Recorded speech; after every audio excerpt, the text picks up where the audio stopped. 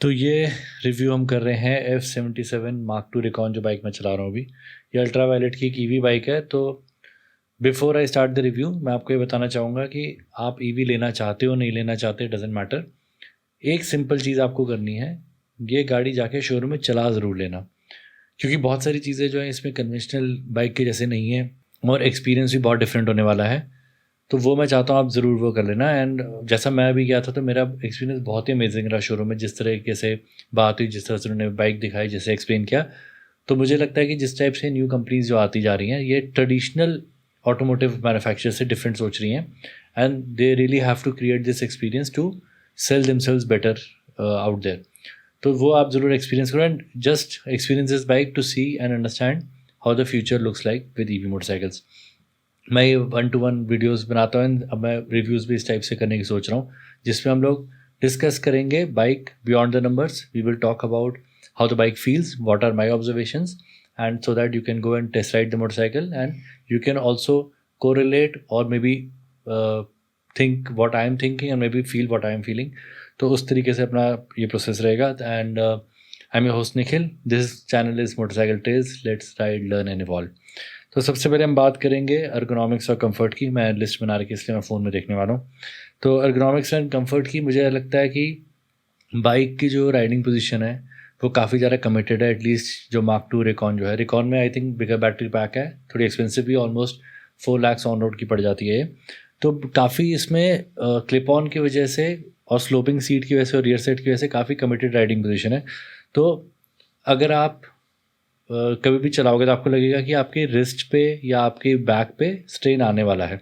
तो वो एक चीज़ है। नेक्स्ट चीज़ मुझे क्या लगी कि सीट जब स्लोपिंग तो है ही है, साथ में उसका कुशनिंग भी बहुत ही हार्ड है। अगर मैं ये बाइक प्राइमरीली सिटी के लिए देख रहा हूँ तो मुझे लग रहा है कि यार थोड़ा सा सॉफ्टर होता तो बेटर रहता। एंड वो स्लोपिंग सीट भी है, मतलब although it works well on super nakeds and sports bike, but अगर मैं इसको डेली यूज़ में रखने वाला हूँ तो I have to be like really keep on pushing myself back, lift करके बार बार वो करना पड़ता है। दूसरा मुझे क्या लगा, सीट विड्थ बहुत ज़्यादा है। This could have been a much slimmer motorcycle, जैसे आरसी वगैरह आती है। ये काफ़ी वाइड लगी मुझे, ऑल्दो सीट हाइट बहुत ज़्यादा नहीं है, मेरे पैर नीचे लग जा रहे थे। और मेरा एक फ्रेंड है 5'6", 5'7" उसकी हाइट है, उसके भी पैर नीचे लग जा रहे थे। बट मुझे लगा सीट विड्थ जो है बहुत ज़्यादा इसकी है। नेक्स्ट एक जो आप इमीडिएटली जैसे बैठोगे तो आपको सबसे पहले चीज़ देखिए, क्लच लीवर इज़ मिसिंग, या एटलीस्ट जैसे स्कूटर्स चलाते तो रियर ब्रेक होता है वो बिल्कुल मिसिंग है। तो वो थोड़ा सा अननर्विंग है एट फर्स्ट, बट आप एक बार चलाओगे तो you will get used to it, क्योंकि क्या लेफ्ट हैंड में भी कुछ करने को बचा नहीं है। तो वो एक मुझे लगा। नेक्स्ट मुझे लगा कि मैं जब चला रहा था तो पार्किंग में जब लगाई मैंने गाड़ी तो मैं उसको पीछे कर रहा था, मूव नहीं कर रही थी। फिर मुझे याद आया कि मुझे शोरूम वालों ने बोला था कि उसमें कोई हिल होल्ड फीचर है।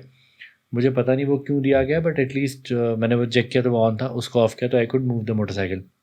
तो वो एक फ़ीचर है, वो आपको ध्यान रखना पड़ेगा।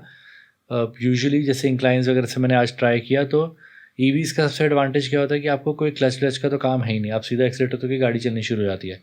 तो मुझे लगा कि वो hill hold feature I don't know कहाँ पे यूज़फुल होगा, मे बी किसी बहुत ही एक्सट्रीम सिनेरियो में होगा, बट वो नहीं भी देते तो चल जाता, राइट। अगेन एक चीज़ इंपॉर्टेंट मुझे क्या लगी कि जब आप मूव करते हो तो वेट आपको फील होगा। And when the bike is on the move इतना फील नहीं होता है, क्योंकि ये बहुत लाइट वेट मोटरसाइकिल है। आई थिंक रिकॉन वाली जो है वो 203 या 205 केजीज़ की है। जो बेस वेरिएंट है वो इससे 10 किलो हल्की है, बिकॉज इसमें ज़्यादा बैटरी लगी हुई है, तो वेट बढ़ गया है। बट वेट तो फील होता है जब आप पार्किंग वार्किंग मूव कर रहे हो, जब आप बाइक को मैन्यूवर कर रहे हो तो आपको फील होगा। सिटी राइडिंग में आपको बिल्कुल फील नहीं होता, because the bike is moving, the weight is low down, I think a little more towards the front as well. जो कि अगेन एक वेट का मैं आपको प्रॉब्लम बोलूँगा कि प्रॉब्लम ये हो रही है कि since the weight is a little more front biased, I feel कि बाइक का वेट काफ़ी ज़्यादा फ्रंट पे रहता है। और ऑलरेडी आप जिस तरीके से आप बैठे हो आप फ्रंट को लोड कर ही रहे हो, तो आपका जो आर्म्स या रिस्ट पे जो स्ट्रेस है वो भी बढ़ता है। और मुझे ऐसा लगा कि फ्रंट काफ़ी ज़्यादा इसका लोडेड चल रहा है, rear is quite light, front is quite loaded. तो वो एक चीज़ मुझे लगी है। एंड ये वेट जब तक आप नॉर्मल टर्निंग कर रहे हो, ज़्यादा लीन नहीं कर रहे, चलता है। लेकिन जैसे ही आप, मुझे लगा आप इसको ज़्यादा लीन करने की कोशिश करते हो तो वेट डिस्ट्रीब्यूशन थोड़ा सा अनर्विंग लगता है। एंड आई फील वो इतना फ्रंट लोडेड है कि once you turn the bike, आप उसको लीन एंगल सेट करने की कोशिश करते हो तो एकदम से आपको लगेगा कि फ्रंट ज़्यादा लोड हो गया और ओवर स्टीयर कर जाती गाड़ी। तो वो थोड़ा सा मुझे लगा मे बी और चलाऊंगा तो और यूज हो जाऊंगा, बट ऑलमोस्ट मैं 200+ किलोमीटर चला लिया बाइक। तो उस टाइप तक का मैं आपको एक्सपीरियंस बता रहा हूँ। राइडिंग एक्सपीरियंस की मैं बात करूँगा, परफॉर्मेंस की, तो मोड्स इसके बहुत सुपर्ब हैं।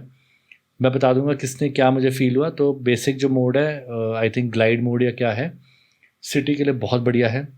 रीजन आप इजीली एडजस्ट कर सकते हो, प्लस माइनस दो ऐसे बटन है लेफ्ट एंड राइट में, तो रीजन आप सेट कर सकते हो। मैंने उसको 8 पे चलाया, 6 पे चलाया, तो सिटी में बहुत बढ़िया चलता है। मतलब ब्रेक मारने की ज़रूरत नहीं है, आप हल्का सा थ्रॉटल लेते हो, बड़ा जेंटल चलता है और स्लो भी आती है। हाईवे पे इसकी top speed I think 80-80s में ये ऑलमोस्ट बंद होने लग जाती है, उसके आगे पुश नहीं करती वो। और इसका सबसे बड़ा एडवांटेज क्या है कि सिटी में बहुत ही ग्लाइड है, मतलब I think this just for the city. Next क्या है, जो आई थिंक इसका कॉम्बैट मोड है, वो काफ़ी अच्छा मोड है। तो जो बेसिक ग्लाइड मोड है उसमें आपको लगेगा आप एक 100cc बाइक चला रहे हो। ग्लाइड मोड में आपको लगेगा आप एक 200cc बाइक चला रहे हो, जिसमें डिसेंट पंच है, डिसेंट एक्सेलरेशन है, एंड सब कुछ आपको इन कंट्रोल लगेगा। सिटी में भी आप यूज़ कर सकते हो, यू विल एन्जॉय इट। घाट से बहुत बढ़िया मज़ा आता है, टर्न्स वर्न्स पे काफ़ी पेपी चलती है मोटरसाइकिल, तो वो एक काफ़ी अच्छा मोड है। एंड जैसे मैंने बोला, you will feel the bike is like a 200cc bike, तो वो आप एक ट्राई कर सकते हो। उसके बाद नेक्स्ट जो ballistic, obviously that is high power mode. Ballistic में डालते ही आपको लगेगा जैसे एक 250 से 300cc की मोटरसाइकिल है, से अराउंड 30 bhp की मोटरसाइकिल है। एंड इनमें क्या होता है, कोई टॉर्क या पावर कर्व नहीं होता, वो काफ़ी बड़ा डिफरेंस है as compare to an ICE. EV में एकदम ज़ीरो से भी फुल टॉर्क आता है, तो ऐसा लगता है बस खींचे जा रही है गाड़ी, जा रही है, जा रही, जा रही है। तो even if the acceleration figures are not going to be awesome, it feels that the bike is faster or it is accelerating faster, because हम जब अपने नॉर्मल बाइक चलाते हैं पेट्रोल पावर्ड, उसमें ऐसे एक पावर टॉर्क बढ़ता है, उसके बाद एक टाइप का कम होता है, then we have to shift the gears, there is a break in between and then again we go like this. यहाँ पे क्या आप एंडलेस चलते जा रहे हो, भागती जा रही है। तो मोड्स तो तीनों मुझे बहुत पसंद आए। एंड बैलिस्टिक मोड सिटी में थोड़ा सा आपको ध्यान से चलाना पड़ता है, but otherwise it is great. Reason जो है बहुत बढ़िया, मैंने बोला चलता है 6 या 8 लेवल पे चलाओ, बहुत बढ़िया चलता है। मैं अभी आज की राइड में भी I think using 6 in combat mode, काफ़ी उसने मुझे बेटर परफॉर्मेंस दी, और इंजन ब्रेकिंग की मुझे फील आ रही थी। मुझे ऐसा नहीं लगा कि ईवी और इसमें इंजन ब्रेकिंग नहीं है, वो मुझे बहुत बढ़िया लगा। एंड कुछ चीज़ें मुझे लगी कि रीजन शुरू में 90% जब तक चार्ज जब तक नहीं अवेलेबल होता, उसके बाद होता है। आई थिंक कोई तरीके से अगर मिल जाएगा तो बेटर रहेगा, रीजन अगर मिल सकता है, क्योंकि वो इंजन ब्रेकिंग वाली फीलिंग देता है। हो सकता है भी मैं बहुत ज़्यादा यूज टू नहीं हूँ, इसलिए मुझे लग रहा है, but I think that could have been done. एक और चीज़, जब मेरे लास्ट 50 किलोमीटर्स बचे थे रेंज में बैटरी में, तो बैलिस्टिक मोड नहीं एक्टिवेट करने दे रहा, because I think it does not want me to lose that battery power. अभी और कम जाऊँगा तो शायद से ग्लाइड पे ही चलेगी, तो वो भी एक चीज़ है। प्रैक्टिकलिटी, यूजिबिलिटी की बात कर लेते हैं। फास्ट चार्जर साथ में दिया है, वो बहुत ही हैवी है, काफ़ी बल्कि भी है, तो आई can not carry it anywhere, और मुझे लगता है कि वो थोड़ा सा इशू है। और रेंज एंग्जाइटी भी आज मुझे हो रही थी, मैं राइड पे गया था, मुझे भगाना भी था, अपने फ्रेंड्स के साथ चलानी भी थी, ड्यूक 390 वगैरह थी, तो मुझे लगा था भगाऊँ, बट रेंज उसकी कम ड्रॉप होती जा रही थी, कम होती जा रही थी, तो मुझे लग रहा था कि यार शायद से अगर मैं भगाऊंगा तो मैं पीछे रह जाऊँगा या मेरी बाइक ना बंद पड़ जाए, बिकॉज एंग्जाइटी हो जाती है। और मुझे लगा ओवरऑल आज की राइड थी 120 किलोमीटर, उससे पहले 30-40 किलोमीटर और चलाई है, और अभी बाइक में 50 के आसपास बचा हुआ है। एंड वो भी आज की 120 किलोमीटर्स की राइड में मैंने 80% टाइम मैंने ग्लाइड मोड पे ही चलाया होगा, बाकी तो मुश्किल से थोड़ी देर कॉम्बैट चलाया, थोड़ी देर बैलिस्टिक चलाया। तो वो मुझे लगा कि यार ऐसी बाइक्स में रेंज एंग्जाइटी हो जाएगी, तो ideally I think I would prefer, अगर कॉम्बैट मोड में 250 किलोमीटर गाड़ी चलती हो तो फिर मज़ा आएगा। नहीं तो अभी मुझे लगता है कि मैं स्पिरिटेड राइडिंग के लिए भी आसपास कहीं जा नहीं सकता, मतलब लोनावला जाके आना भी मुझे सोचना पड़ेगा कि शुड आई डू दैट और not, and that's not very far. तो एटलीस्ट मुझे लगता है 250 kilometre in combat mode, that is what is expected, at least from my perspective. हम बात करेंगे डिज़ाइन की, क्वालिटी की, फीचर्स की, तो डिज़ाइन तो सॉलिड है, रॉक सॉलिड है, ऑल्दो मुझे लगता है थोड़ा सा ओल्ड जनरेशन स्टाइलिंग है, 5-7 साल पहले डिज़ाइन हुई है बाइक, काफ़ी इंस्पायर्ड लगती है KTM की ड्यूक से और RC से भी मे बी, और जो सुपर नेकेड्स होते हैं उससे ज़्यादा इंस्पायर्ड है। आजकल मुझे लगता है कि एडवेंचर फोकस्ड काफ़ी ज़्यादा हो रहा है, तो अगर आज ये डिज़ाइन करेंगे तो I think it should be an adventure motorcycle, and that is what I would expect next from them, not the shockwave but an adventure motorcycle based on this engine and machine, जो at least city usability के हिसाब से अच्छी होगी, with bigger wheels and bigger and better suspension. Next मैं बोलूँगा इसका जो डिस्प्ले लगा वो बहुत फ्लैट है, इन्होंने फ्लश वैसा फिटिंग दिया है, बट वो उसको एंगल करने का कोई ऑप्शन चाहिए था, बिकॉज उसकी रीडेबिलिटी बहुत अच्छी नहीं है, बहुत ब्राइट भी नहीं मुझे लगा, और उसका वो एंगल ऐसा है कि उसमें रिफ्लेक्शंस बहुत आते हैं, so I can not see clearly what is written. Font is also very small, तो मे बी कोई ऐसे जैसे KTM में आता है कि आप चेंज करके you can change the menus and do those things, तो जो आपको देखना है आप वही देखो, बाकी चीज़ें मत देखो, क्योंकि कई मोड्स हैं वो चीज़ें बहुत छोटी दिखती हैं, वो इतना ईजी टू रीड नहीं है। नेक्स्ट मैं बोलूँगा headlight performance, is absolutely pathetic. Low beam high beam दोनों ऑन कर ली मैंने, मुझे तो इतना मज़ा नहीं आया। एटलीस्ट सिटी के लिए तो मे बी काम चल जाएगा, हाईवेज़ पे तो आई can not use it. Next एक चीज़ मुझे लगी है कि पैनल्स काफ़ी ज़्यादा स्क्वीक करते हैं, और मैं वीडियोज़ में दिखाऊंगा पार्किंग में मूव करते टाइम चूं चूं चूं चूं करके बहुत ज़्यादा आवाज़ आ रही है। स्पेशली जहाँ पे हमें टैंक को ग्रैब करना है, जहाँ पे वो ट्रैक्शन पैड्स दिए हुए हैं, वहाँ पे स्क्वीकिंग बहुत ज़्यादा है। तो मुझे लगा कि अभी तो ठीक है, मतलब ये media bike, I know it is thrashed and everything, but कुछ टाइम के बाद उसका क्या होगा। तो वो थोड़ा सा एक मुझे लगा कि वो नहीं होना चाहिए, that should be improve definitely. मतलब अभी से ही जो नई बाइक्स है उसमें वो नहीं होना चाहिए, क्योंकि औरतों की आवाज़ आती नहीं है इन बाइक से, ईवी बाइक से, राइट। स्क्वीकिंग की आवाज़ बहुत ही आई थिंक वियर्ड सा लगता है और मज़ा नहीं आता।